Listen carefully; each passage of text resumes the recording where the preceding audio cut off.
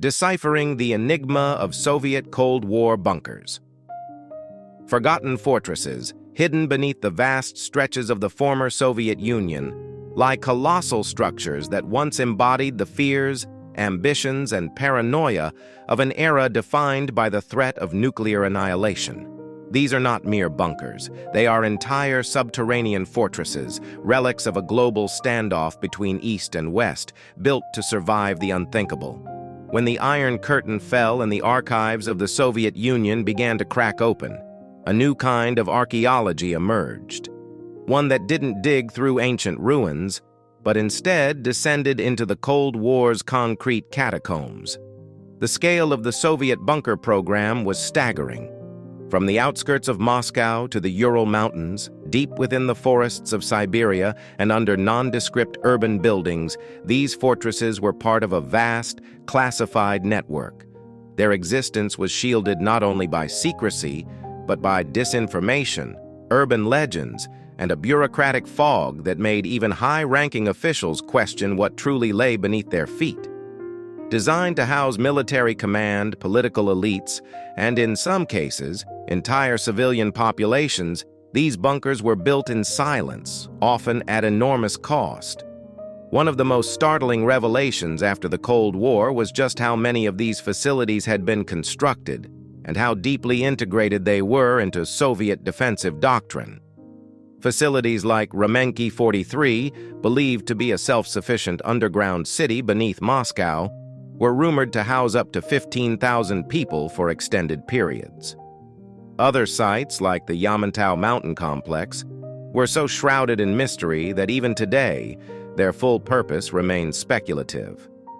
Were they command centers, weapon storage, continuity of government shelters? The lack of clear answers only deepened their mystique. The discovery of these locations in the 1990s sparked a wave of shock and fascination among Western analysts, urban explorers, and historians.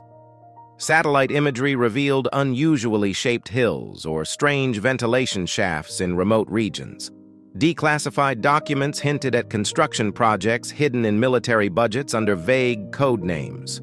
Journalists and explorers began sneaking into abandoned entrances, revealing decaying corridors, thick steel blast doors, and remnants of life frozen in time. Gas masks, canned food, propaganda posters, even functioning telecommunication systems. Yet despite these discoveries, the full scope of the Soviet bunker empire remains elusive. Many entrances have been sealed or destroyed. Some are still classified or under military control. Others lie in inaccessible regions, their existence only hinted at in old maps or whispered rumors from retired officials. Unlike their NATO counterparts, which were sometimes displayed as symbols of Western transparency or deterrence, Soviet bunkers were designed to remain invisible. Hidden insurance policies for a world teetering on the brink of destruction. Part of their enigma also lies in their design. Soviet bunkers were not just protective shelters, they were offensive and strategic tools. Their locations, their layout, and their intended functions all tell a story of a nation constantly preparing for war, not as a possibility, but as an inevitability. These were fortresses built not just to survive nuclear war, but to fight and win it from below the Earth's surface. Today, many of these structures remain untouched, buried beneath layers of earth and time. They are relics of a forgotten doctrine, when ideology and survival were fused into concrete and steel. As we begin our journey into these subterranean giants, we must ask, what else still lies hidden? And what do these forgotten fortresses reveal about the psychology of an empire that lived in the shadow of the mushroom cloud? The architects of Armageddon. To understand the Soviet Cold War bunkers is to step into the mind of a state obsessed with survival and dominance in a world constantly teetering on the edge of nuclear war. These subterranean strongholds weren't just built. They were meticulously engineered, guided by a doctrine of deterrence, resilience, and ruthless preparation. The architects behind these monoliths weren't simply civil engineers. They were silent warriors, tasked with transforming paranoia into policy and strategy into steel-reinforced stone. At the heart of this doctrine was the idea of continuity of government. In the event of a nuclear first strike, the Soviet leadership believed it was essential that the political and military command could survive, regroup, and retaliate. This wasn't mere theory. It was woven into the very blueprint of the state. From Stalin's time through to the final years of the USSR, successive regimes poured unimaginable resources into ensuring that even if cities were reduced to ash, the Kremlin's voice could still echo from the depths. These ambitions birthed some of the most complex and extreme engineering feats of the 20th century. Some bunkers descended hundreds of meters underground, shielded by reinforced concrete thicker than a tank's armor. Blast doors could weigh dozens of tons and seal in seconds. Air filtration systems were designed to remove radioactive particles, biological contaminants, and chemical agents, effectively isolating entire cities beneath the earth from the chaos above. Take Metro 2, for example, a rumored secret subway system under Moscow, allegedly connecting key government buildings to underground shelters and command centers. While its existence remains officially unacknowledged, whispers from former officials and leaked schematics suggest it was part of a vast, interconnected web, one that could allow Soviet elites to travel, communicate, and command without ever surfacing. Then there's Mount Yamantau, a mountain fortress so massive and classified that even U.S. intelligence officials during the 1990s couldn't determine its full function. Suspected to be a fallback capital or military headquarters, it's a mountain literally hollowed out to serve a strategic role in nuclear war. And it wasn't just the scale that impressed, it was the totality of the systems within. Many bunkers were designed as self-sustaining ecosystems, complete with power generation, water purification, medical facilities, food storage, communication systems, and even psychological support services. These were underground cities, not just shelters. In places like Ramenki 43, corridors stretched for kilometers, with entire wings dedicated to housing, operations, logistics, and more. The goal: to remain operational for weeks, even months, without contact with the surface. But this ambition came at a steep cost, both financial and human. Tens of thousands of workers, often under intense secrecy and surveillance, labored for years in remote or underground conditions. Some were told they were working on civilian infrastructure, others were sworn to silence. Accidents, radiation exposure, and psychological breakdowns were not uncommon. Entire communities were relocated or erased from maps to make way for these strategic imperatives. The very existence of these structures reflects the Soviet regime's grim calculus. That war, even nuclear war, was survivable, if only by the elite and the well-prepared. It was a belief born from both strategic realism and ideological hubris. After all, if socialism was to triumph globally, it would need to endure, even through apocalypse. In retrospect, these bunkers stand as monuments to a terrifying rationality. While Western powers also built hardened facilities, the Soviet scale and secrecy pushed the concept into the realm of dystopian grandeur. These were not merely precautions. They were existential statements carved into bedrock. The engineers who designed them, men and women whose names may never be known, were building more than structures. They were building a shadow infrastructure for a shadow war, one that was never declared but always imminent. Their legacy is not just the concrete and metal left behind, but the chilling reality they planned for, a world where survival meant descending into the earth and waiting for the end to pass. Echoes of the apocalypse concrete walls don't echo in the way we expect, especially not when they're buried deep beneath the earth, surrounded by layers of soil, steel, and silence. But within the Soviet Cold War bunkers, echoes persist, not just of footfalls in empty halls, but of the people who once prepared to live, fight, and die within them. These are the human stories that give the bunkers their eerie resonance. Behind every blast door was not just a defensive strategy, but a person carrying out orders, fearing the worst, and hoping they would never need to enact the unimaginable. For many of the individuals who worked in or around these facilities, the secrecy was absolute. Former military personnel and construction workers have spoken, often decades later and under the veil of anonymity, of being flown blindfolded to work sites or working months underground without knowing the true nature of the project. The psychological toll of such isolation was immense. Some recall the persistent hum of filtration systems, the absence of daylight, and the claustrophobic knowledge that above them loomed the threat of nuclear fire. One technician who came forward in the 2000s recounted working in a communications bunker outside Moscow. He described a world frozen in readiness, maps still marked with Western targets, rotary phones labeled in red and green, and sleeping quarters lined with bunk beds, all still intact decades after the Cold War had ended. It felt, he said, like everyone had just stepped out for a smoke break 30 years ago. Others remember the training drills.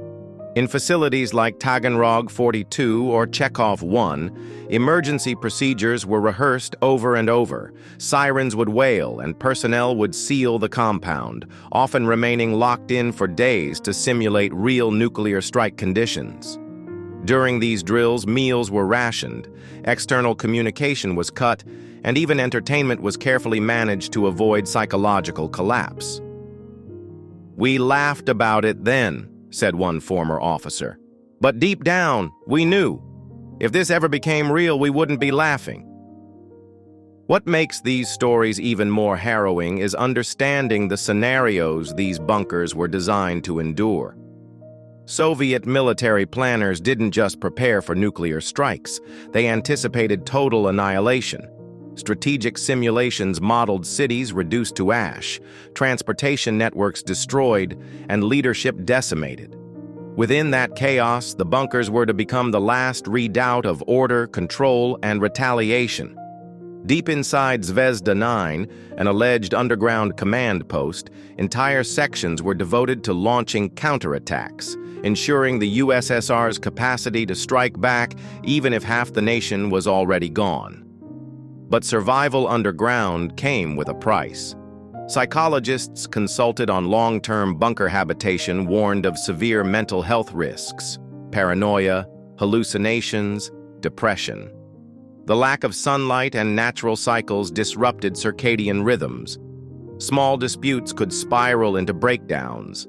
That's why many bunkers incorporated amenities like movie rooms, libraries, or music halls, not as luxuries, but as necessities for human sanity. Some stories from the civilian side are even stranger.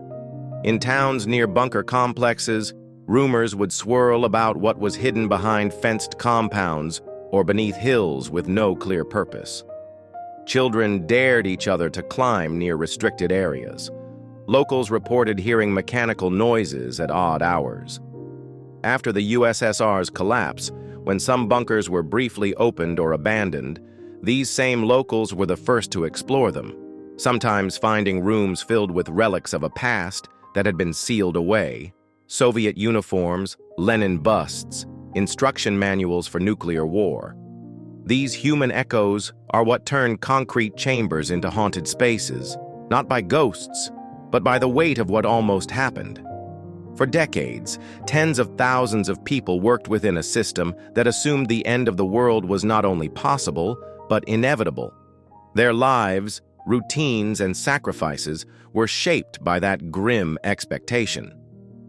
Today, many of these stories are surfacing for the first time, shared by aging veterans, unearthed in yellowed documents, or captured in grainy footage by daring explorers.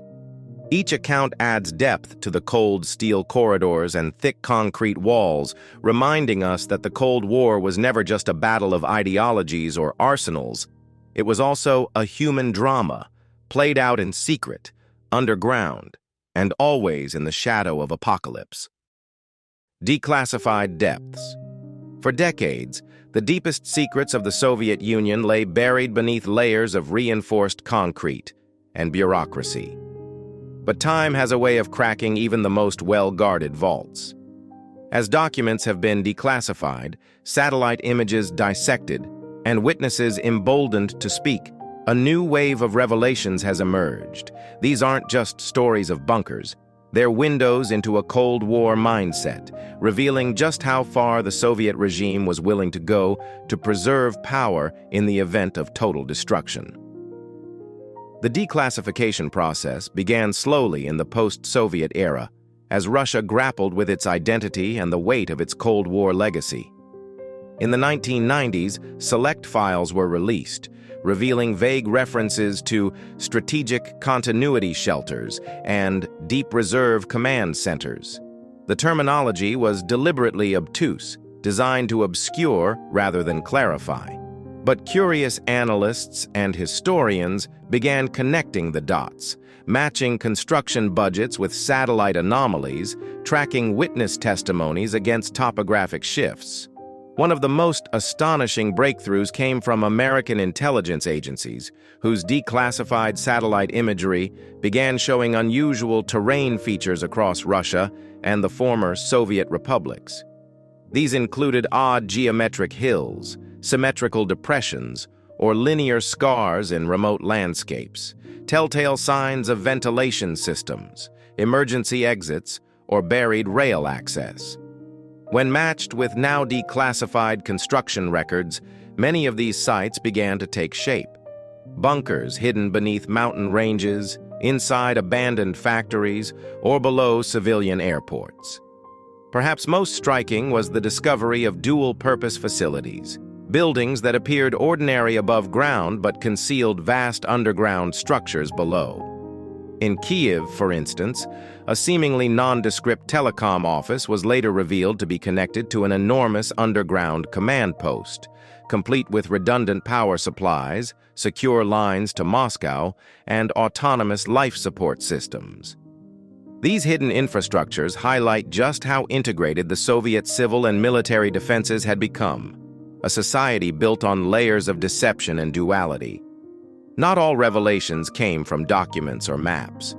Some of the most compelling insights came from unexpected sources, personal journals, abandoned manuals, or intercepted maintenance logs.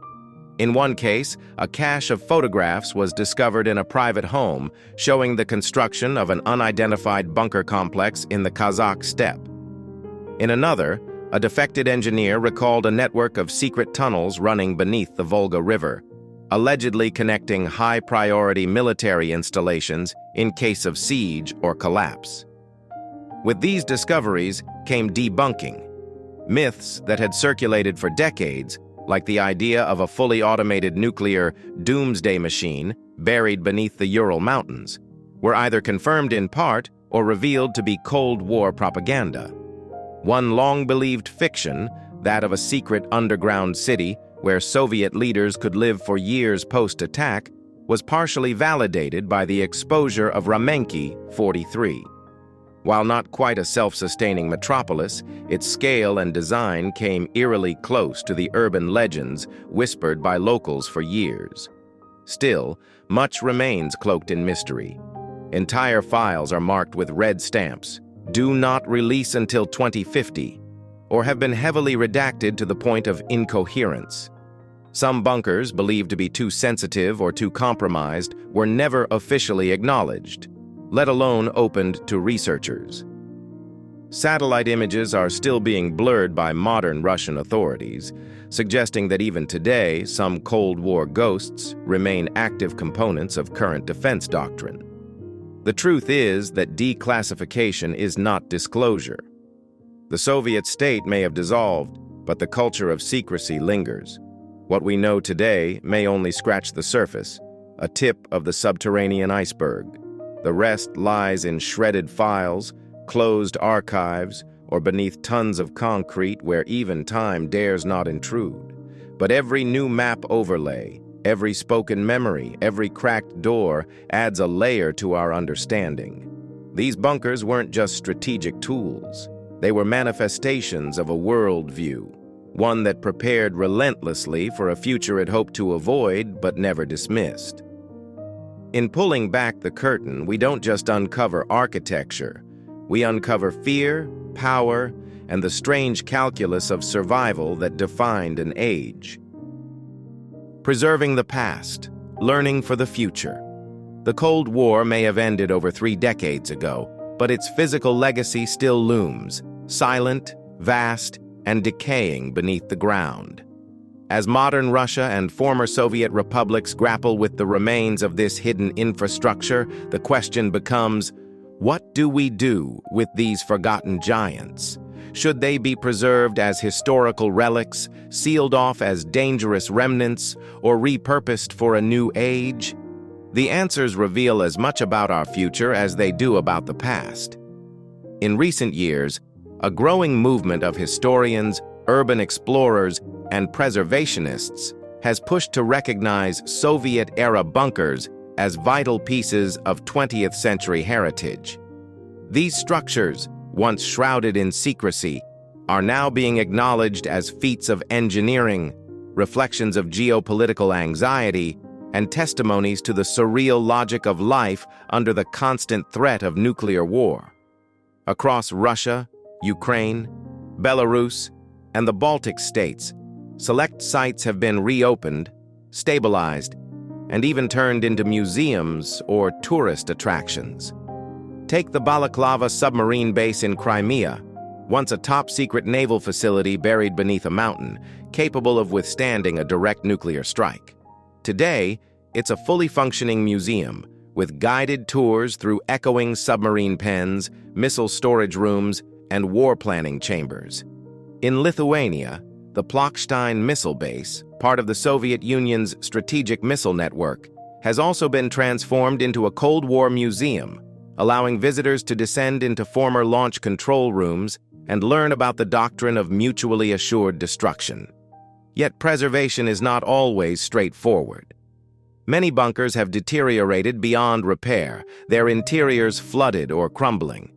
Some are contaminated with asbestos or other hazardous materials, making restoration both risky and expensive. Others remain on restricted land or are still considered of military interest despite their age. There are also ethical debates. How do we present these sites? As grim warnings, as technological marvels, or as propaganda tools frozen in time?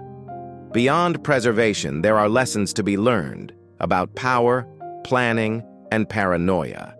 These bunkers reveal a mindset where total destruction was not just feared, but actively prepared for.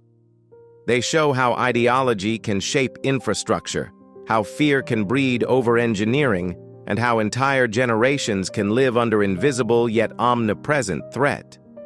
In an age where new forms of conflict, cyber warfare, AI arms races, climate-triggered resource wars dominate strategic thought, the bunkers of the past offer a stark reminder.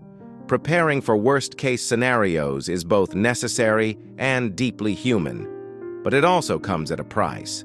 Interestingly, some of these sites are being repurposed for modern needs. Underground facilities have found new life as data centers, secure archives, or disaster recovery zones. In Moscow, several abandoned bunkers have been converted into high-end entertainment venues or survivalist retreats, capitalizing on the growing public fascination with post-apocalyptic themes. These transformations show how the very spaces once built for survival in a dead world can now serve commerce, curiosity, and cultural memory. And then there are those who advocate for leaving the bunkers to rot, untouched. To them, these places are too entangled in a legacy of fear and oppression. Their decay, they argue, is part of the healing, a reminder that some threats, once looming, have passed. But even in ruin, the message remains. We built this, we planned for the end, and we must remember why. In the end, the Soviet Cold War bunkers are more than relics. They are mirrors, reflecting not just a nation but a world, gripped by existential tension and shaped by the logic of survival. Their blast doors may be rusting, and their corridors may be empty, but their story is far from over. It lives on in the documents, the testimonies, the iron bolts sealed decades ago, and now, in our efforts to understand and preserve them. As we move deeper into a new century, facing new and uncertain global threats, perhaps the greatest lesson these bunkers offer is this: preparing for the worst must always be balanced with striving for peace. Otherwise, we risk building monuments to fear, monuments that outlast the very conflicts they were designed to survive.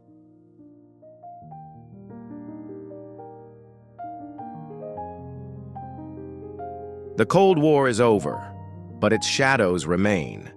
As we've journeyed through these forgotten bunkers, we've uncovered more than just concrete and steel.